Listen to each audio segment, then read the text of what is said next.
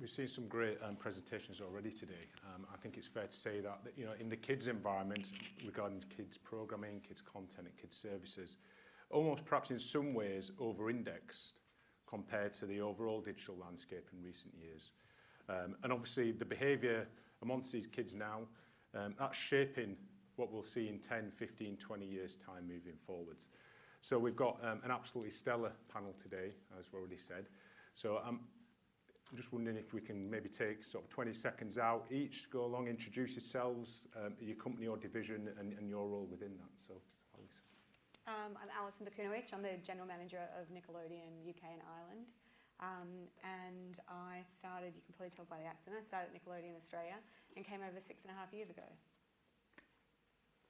I'm Steve Green. I run the kids division at ITV.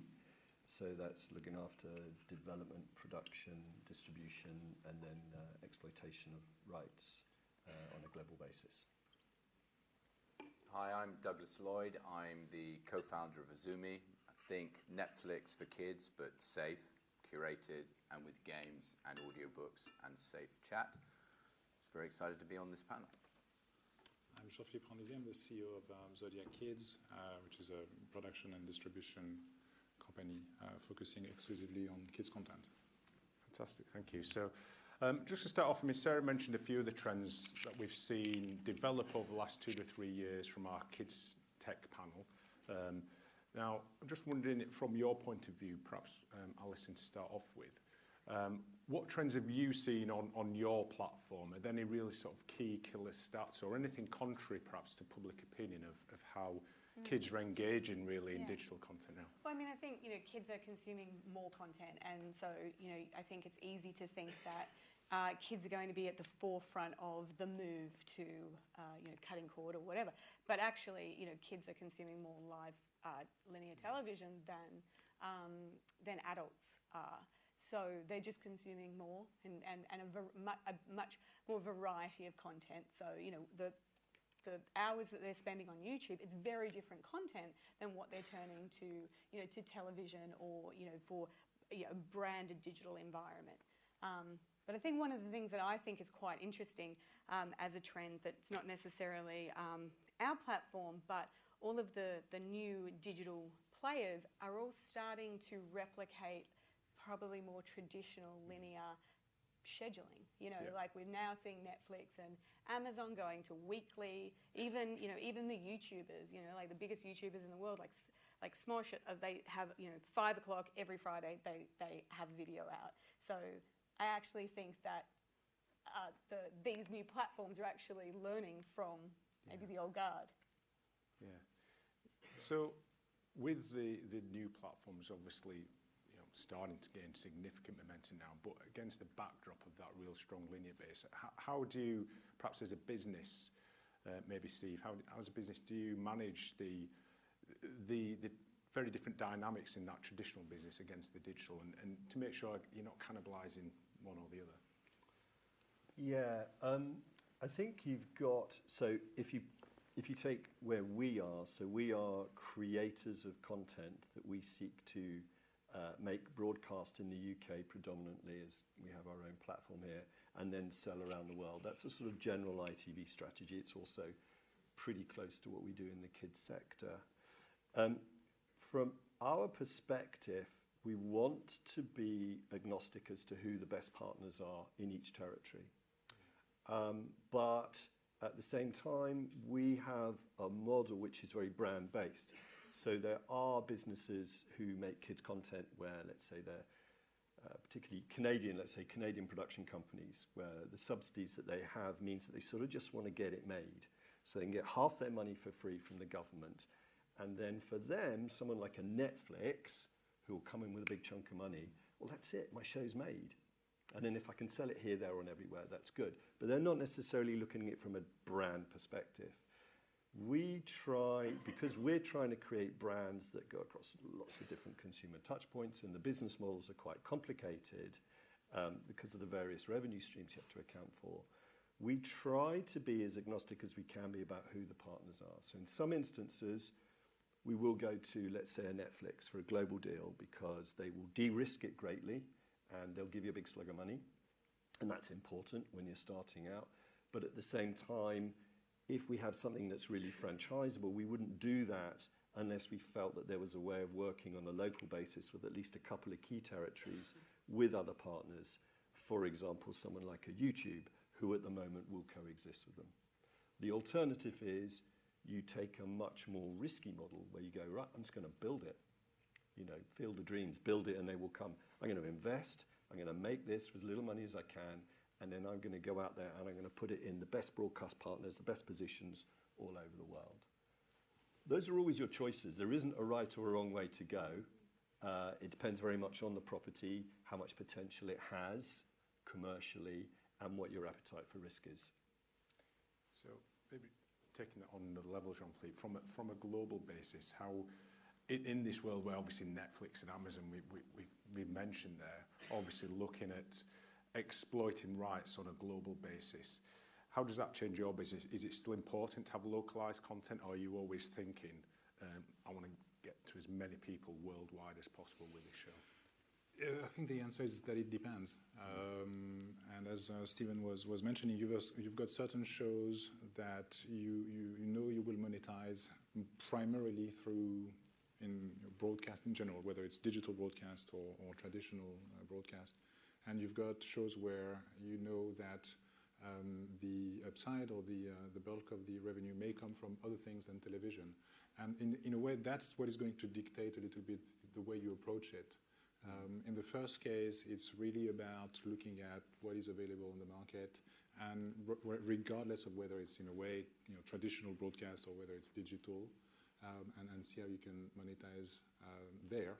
If your play is about really developing a franchise, an IP, etc., and that is by definition more of a global approach, because if you don't think global, you are unlikely to secure the toy deal or the video game deal, etc., that you need in order to monetize. In that case, you don't necessarily go for the best financial offer from whoever, regardless of whether it's a digital platform or a pay TV channel or free-to-air or whatever. You go for the platform that is going to enable you to reach the consumers that you want to reach.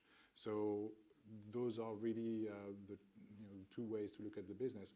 The first one is really about recouping your investment as a producer and then selling as broadly as you can based on the success you will have from a ratings point of view or as a program, as a piece of content. And you can do it locally. If you've got limited ambitions, you can do it on a broader basis if you want. The second one, which is about building franchises, is by definition more of a global play and needs to be more strategic in terms of who you target as a partner for exposing kids to your content. And that's the point I want to come back on in a short while, is building the franchises in perhaps what's potentially a saturated market. But Douglas, you're looking at it from perhaps a slightly different angle to everyone else. I guess in a market which is already quite competitive, if we just take the UK, for example, for premium online and digital kids content, not only have we got BBC iPlayer, ITV Player, Milkshake, Netflix, Amazon, and then all the traditional slew of pay TV channels, Nickelodeon, etc. How are you guys setting yourself apart from that? As a relatively new service, how are you differentiating yourself against this competitive landscape?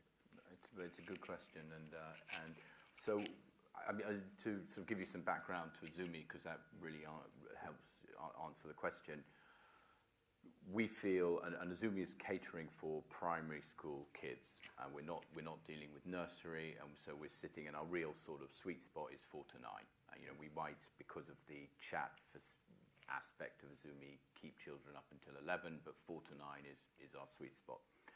What we see is that with the increasing pervasiveness of the internet and the fact that children are increasingly consuming, they have access to mobile devices, the perils of the internet and the access to inappropriate content, such as on YouTube, even YouTube Kids, means that parents increasingly are looking for solutions where the content that they can give their children is not only wholesome and good and balanced that reflects their values, but also is safe.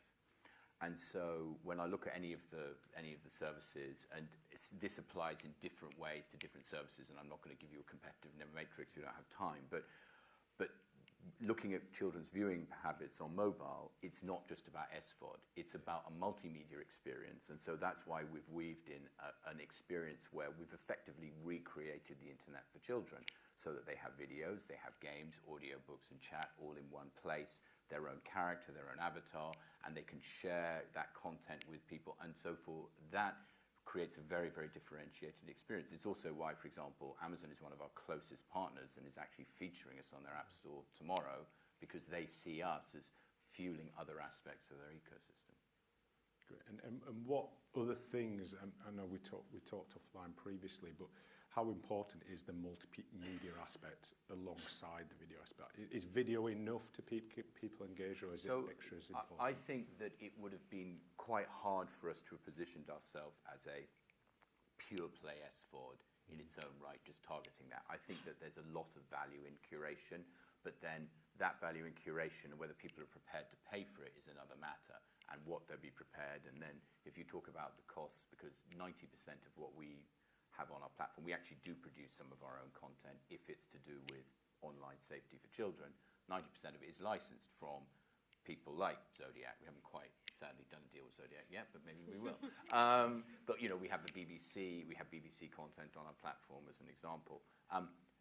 The games are the thing that we see is very attractive, of being able to offer a game that may or may not sit alongside a show, but we've found that has been very attractive both to children and parents. It hasn't deflected from the video experience, but the mixture of the two has been attractive for parents, not least because parents know nothing about games at all, because generally, and in addition, there's a big problem about in-app payments. You know, I bought a new sword, I've jumped another level, etc., which then leads to another safety component.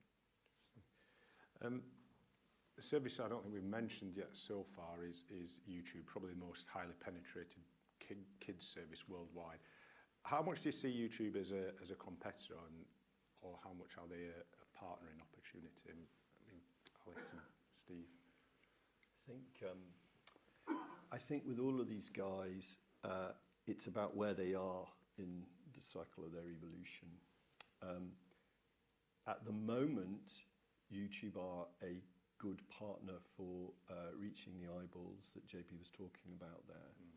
So, for example, at the moment, if you were, let's say, with Netflix, in the US, you sort of quite haven't got the critical mass to drive retail. You can get some retail traction, but you get a big spike like this, and then it drops off very quickly because the content hits the screens, the kids watch it, it's done, and they want it there and then they move on. Now, retailers don't like that, so that's a bit of an issue. So if you were working with Netflix, YouTube would be a really great partner to try and pad that out, so you get more of a gentle exposure for your brand, for your content. If you can get suitable content that can live on YouTube that complements Netflix. So in that way, it can work quite well. YouTube Kids is doing pretty well. Yeah. About 2.4 million daily users and daily viewers in the US now. And I hear the UK is around about 500,000. It's pretty good. That's pretty good. That's not bad at all. So if you can get into there now at this moment in time where they haven't got too many channels and too much content on there, that's really good exposure for you. But who knows where they're going to go? Yeah. Is YouTube Red going to then jump into the frame? Are they then going to want premium content because that's their strategy? And at that point, it's probably likely, I don't want to speak on their behalf, you know, someone from YouTube here might say, but I don't think even they know realistically where they'll be 5 years from now. But at that point that they do that, then they're all vying for the same thing. And it becomes very much the choice that you have to make in most territories, which is, who do I go for? Am I going for Nickelodeon, or am I going for Disney? Am I going, because, you know, they're not going to coexist on the whole because they're competitors. So at the moment, YouTube is, in the kid space, a little bit like the friend to all. If you can work out a content strategy that allows you to go on to their channel or platform that doesn't make your let's call it your traditional main broadcast partner feel threatened. And I guess another area which we've seen in the wider TV space is this re-emergence almost of, you know, the direct to consumer strategy. Alison, how important is having your own channel, your own distribution, rather than reliant on partners? Could be YouTube. And is that going to increase in significance moving forward? Is that a direct-to-consumer proposition? I mean, obviously, Disney Life has launched. The Nickelodeon strategy is to partner with a lot of our existing partners in that. Obviously, we're on Now TV with Sky, and we are on the SVOD platforms, all the major SVOD platforms, and that's our strategy because that is the way we believe it's best to get to as many customers as possible. And Nickelodeon's one of their philosophies has always been to be everywhere kids are. And 9 years ago when I started, that meant cinemas, websites, theme parks. Now it means a whole lot of other things. And so our strategy is to be everywhere kids are, and we've partnered with people, and that's our strategy rather than a D2C offering at this point. We do have more, so we have a product called Nick Play, which is a Nickelodeon app, which is much more of a sampler. Like, it doesn't have full-length content on it. It has short-form games, and games are huge, and all of our games relate to our content. So if a big push for us is a new animation, The Loud House, like, we've got hundreds of games that use those characters, and that's how we do it. And I think YouTube is the same, to be everywhere kids are. Like, the content has to be good. You can't just put promos up there, but it's important that you aren't cannibalizing your paid experience. So we have good content, but it always leads back. So I think a good example, I just think that this is the best time to be in the business of storytelling because there's so many different platforms that all have different benefits to it. So, we have these nursery rhymes that are interactive on our website. So on YouTube, we have the static version. So you can watch and sing along and learn the words, but when that finishes, to go through to see more, or the interactive version where your kid can actually, interact, you click through to our site. And we're seeing quite good conversion from that. Great. You mentioned if your content's good.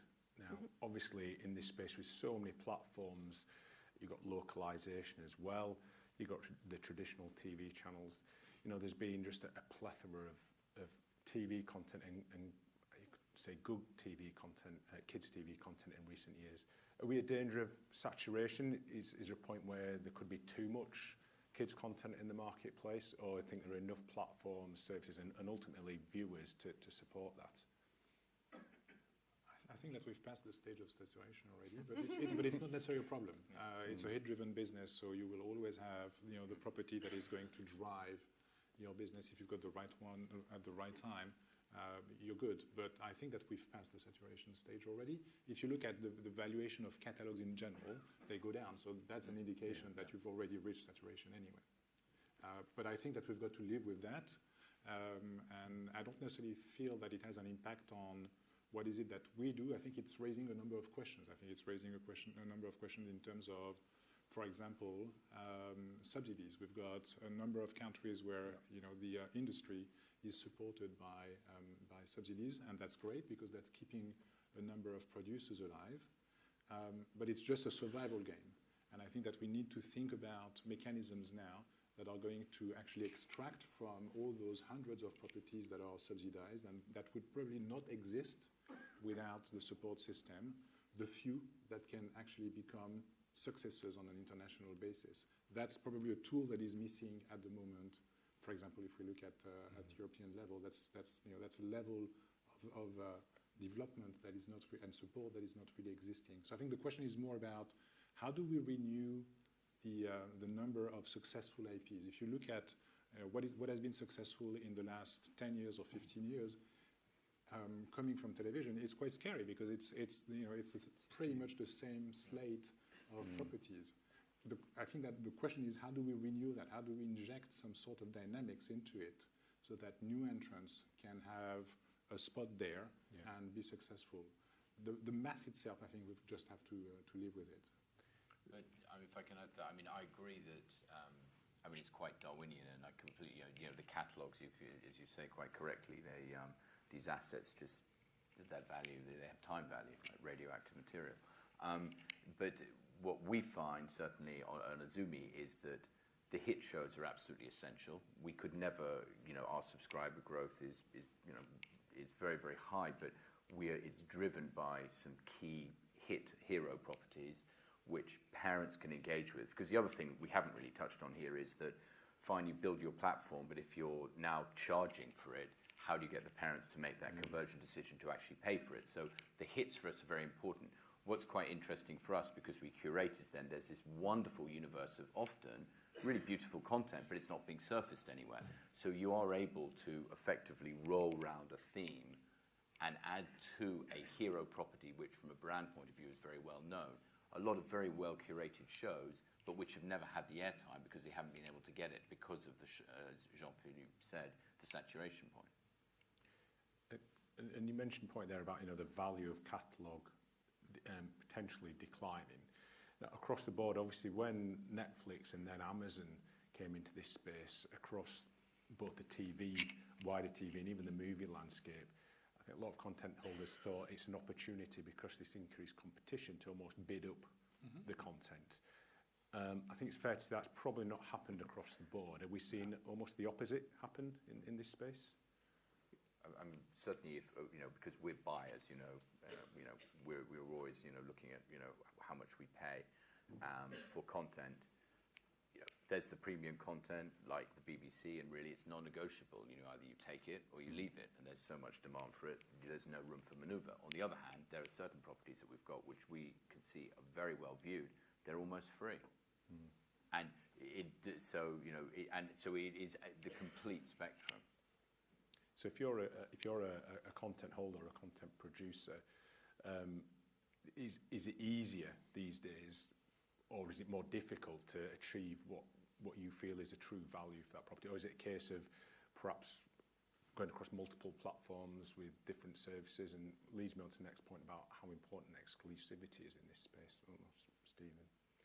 I think there's a pretty sort of standard rate for what you'll get for content in terms of sales, generally speaking.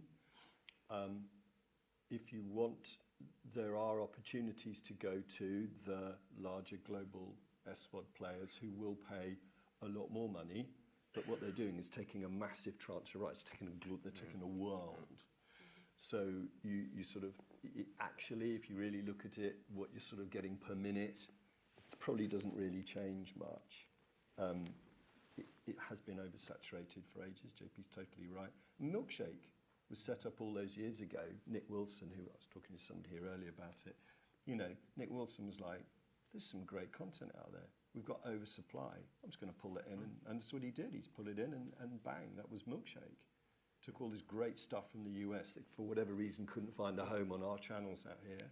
And that was how Milkshake popped up. So I don't think, you're never going to get a premium value for content, particularly animated, which is the most global proposition that you've got. It's just not there. I think for you, it's a different objective. You're simply looking at eyeballs.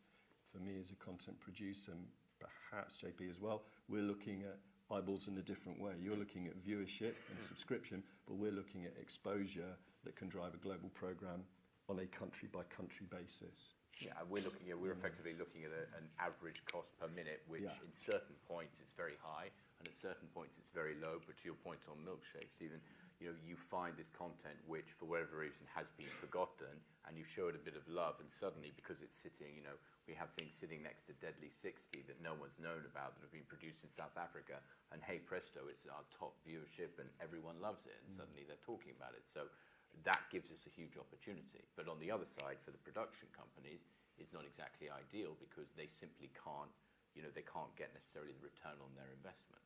Yeah, and that sort of ties in a couple of points you've both made there, and the point you made earlier, Jean-Philippe, is how do you, in this day and age, how do you get the investment to develop that breakout big franchise? A lot of the franchises kids are watching now, they were watching 5 years ago, potentially 10 years ago. Is there a recipe to of how easy it is or how to develop that next big franchise? I know you probably wouldn't be sat here if you could tell us that. Don't tell them, JP. Sorry, it's going to cost a lot to find that out. Yeah, just between us, yeah. But it seems even though the opportunities for distribution are greater, it's perhaps more difficult than before to create a hit in the kids space. I guess the question is not necessarily what is the recipe, because there is no recipe, but some you may have some clues. It's not so much about the financing either, because on one side you can say that if you look at it per broadcaster, the prices are not necessarily going up, but you've got more options, so that can help as well in terms of financing. I think that the real question is how do you impose your content and make sure that it has the right exposure and that it has the right support over time and that it can go to retail. That's where you've got a massive bottleneck nowadays. And so creating content, developing content, producing content, I wouldn't say it's easy, it's never been easy, but that's the doable part. Now, turning that into something that is going to be enduring and massively successful, the big question that we have as an industry at the moment is that you've got a kind of global market that is dominated by 4 or 5 players, and that if you're not part of those 4 or 5, it doesn't mean that you can't achieve it, but it becomes very, very, very complicated. And that's where I think the difficulty is essentially at the moment. And as some of the the content producers, are they thinking? Do they always think big for that next big franchise? They're thinking, right, from the off, I'm looking at a strategy where it's not just about airing that content, but I'm looking at a merchandising strategy across the board, which obviously what some of the bigger players do already. How important is that merchandising part of it when it comes to those initial stages of creating that franchise? I guess anybody may have a different view. I think that this is something that you need to think about right from the start, but you may not be able to ever action it. Yeah. So the reality is that the number of shows that are genuinely generating money from their merchandising exploitation it's a very small number of shows. It's probably less and less shows. It's been less and less shows over the last 10 or 15 years. Now, when it does work, it can be really big, but you can't really start your business plan saying, in 5 years from now, the series I'm producing is going to be a hit everywhere and it's going to generate X. But if you don't think about it as you work on the development or work on the marketing of your show initially, then chances are that it will just never happen. Just changing tack a little bit, Alison, right up front you mentioned about linear TV and how it's still hugely relevant. In particular, free-to-air broadcast coverage. How does that maintain its relevance moving forwards? Let's just think of the UK example, for example. Well, I think, we obviously have I Look After Milkshake as well as Nickelodeon, and the shop window of free-to-air is extremely important to us. And talking about, franchise management is what we do for a lot of our products. Like some content is just great content, it's a great show, and then we have Paw Patrol and Teenage Mutant Ninja Turtles and SpongeBob SquarePants, and some of those have been around for a really long time. Paw Patrol is at its fairly new and at its peak, so it's really important to use all of your platforms correctly and differently. And I think that one of the things that linear and a lot of the different applications that you can apply to that are really important to making a hit. So because you can promote it, like we have a study, TV Redefined, which basically says to get a show in the hearts and minds of your audience, linear is critical because the binge viewing is not doing it. So, to actually set up a franchise and to really ingratiate that into the audience, you have to grow it gradually. You can't just burn it. So the linear scheduling, but then also overlaying all of the extra things that you can do. So, SpongeBob is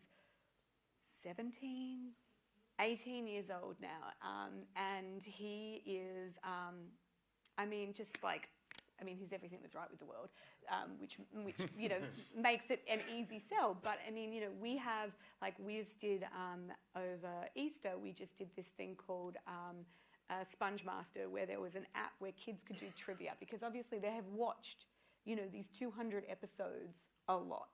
And so they could compete against each other to see who knew SpongeBob best. And it was this huge, we had like a 40% increase on the ratings for, you know, there's no new content in it, but it was just about engaging with the content and giving the audience back something and giving, you know, showing them as much love as they have for the property as we have for the property. So I think it's using all of those things, and that's something that linear is really important, because discovery is easier when you're either flicking or you see a promo, and that's something that you don't get with a lot of other ways of viewing your content. So to that point, we mentioned Netflix and Amazon, who, from an originals content point of view and kids originals, I think, you know, I think both are over 30 original TV shows just on kids now. Are they at a disadvantage, you would say, in building franchises moving forwards in the kids space, because they're not multi-platform, they're just focused on their own platform? Sorry, are you saying on the SVOD? So Netflix and Amazon originals, are they at a disadvantage because they've just literally got... They spend a lot of money on marketing. I mean, I think that's the thing. So, like, they, you know, digital players are now the biggest aggregated like, you know, P&G is the #1 advertiser, you know, but the biggest aggregated advertiser in this country is digital platforms. So they're spending a lot of money to promote their content. Do you think but they're not building, they're building the Netflix brand, or they're building the Amazon Prime brand. They're not building the individual properties within it. And I think the thing that we see is that there is, I mean, the word saturation keeps coming up, but finding things, just actually finding things on these platforms is a real problem. And it's very, you know, it may be sophisticated. I think it works much better for adults than it does for children. I mean, I see the struggles that our kids have in terms of finding what they necessarily have, and they work very hard at it. And it's just because there's so much content, but it's not necessarily curated in the way that's obvious for a kid. Because Netflix, really, most people, if you think about it, most people subscribe to Netflix for themselves. I'm talking about parents here, you know, because of House of Cards, because of something like that. And guess what? There has a separate icon for kids. But until they actually go the next stage further and say, let's create Netflix Kids, which is a truly kids curated and balanced proposition, it will always be an afterthought, even if the amount of content on it is enormous. Yeah, it's just intriguing. Could we see a point in a few years' time where, you know, we've got things like, you know, Bob the Builder, Paw Patrol, SpongeBob, which have, you know, had fantastic success and huge merchandising globally. You know, could Netflix originals, would they ever be in a position to have a breakout in a, you know, a franchise which is a global phenomenon of merchandising opportunities? You know, is that, you know, it seems unlikely that's going to be in the next 1 or 2 years, but beyond that, when they're hit, you know, 100 million, 150 million plus subscribers, it's intriguing to see their strategy beyond their sort of SVOD focus right now. I think that's easier for Amazon just because of their ability to, I mean, you know, we know from so we have our own characters. They're called the Umis, as in as Umi, and we're already having conversations about that, because how they can realise our characters into physical properties. So for me, that's a very obvious way. Amazon is much more likely and much more prepared and capable of doing that than Netflix. Just fits their business model. Yeah, well, I mean, it's also a marketplace. Yeah, exactly. Can, when you think about when you think Amazon, you don't necessarily think SVOD. No, definitely. I mean, our own research suggests, you know, I think the main reason why people sign up to Prime and continue to subscribe is shipping. You know, 60% of people. Free delivery. Yeah, absolutely. Free next day delivery. It's free delivery. That's their #1 challenge is converting people to use something that's free. Yeah. Even with those people who have Prime. Yeah.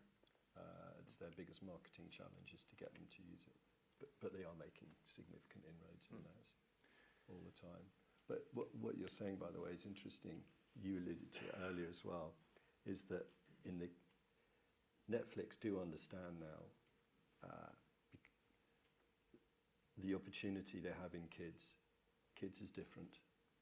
Okay, our consumers are different. They have time and a sort of endless amount of passion that they can invest in a brand. And that's sort of one of the things that changes as you grow up. I suppose you channel it into your rugby team or football team, but you know, that's what they are and that's what they do. And I think they are realizing that.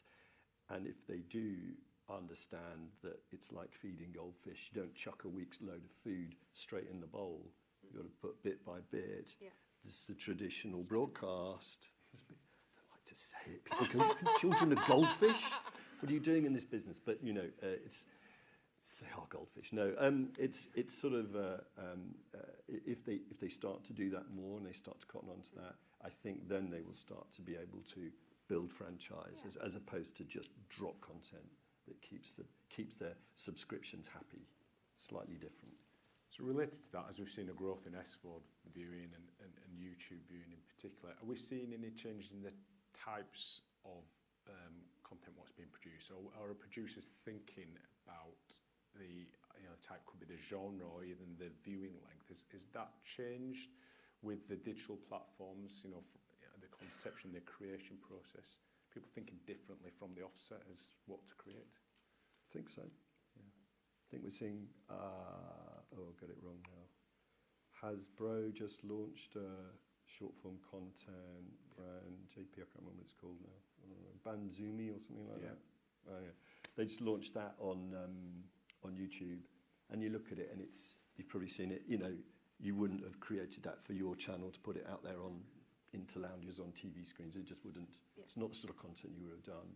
Whether it works or not, I don't know. But there's somebody who's gone and created it. We have a 40 episodes of traditional boys action adventure that we're in production on. We're creating different short form content to sit on YouTube to complement that. So one being linear storytelling, the other being a snapshot into the world that focuses on certain characters and elements that we think the audience will be interested in. So we're doing it. It's different, and it needs to be. The other thing is that it's not just new formats or shorter formats, etc. It's also there's an opportunity for digital platforms with content that is increasingly finding difficult to find space on traditional television.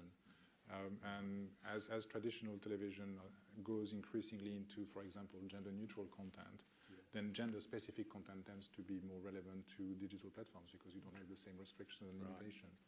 So I think it works a bit both ways. It's some new, and it's also stuff that is not really accepted anymore on traditional television that can find a place on digital. The other thing you're seeing is a lot of YouTube content, which we talk about putting content on YouTube, but it's going in the other direction as well, where you're finding new creators who are creating in perhaps, dare I say, a less polished fashion, who are providing feels like more real content. Perhaps parents aren't always delighted about what's being produced, but let's just say it's appropriate. And that's then coming into SVOD platforms to make the overall experience more modern.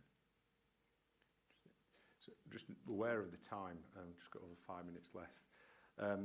It seems that almost the barriers to entry in this market perhaps have lowered in recent years because of the increase in distribution.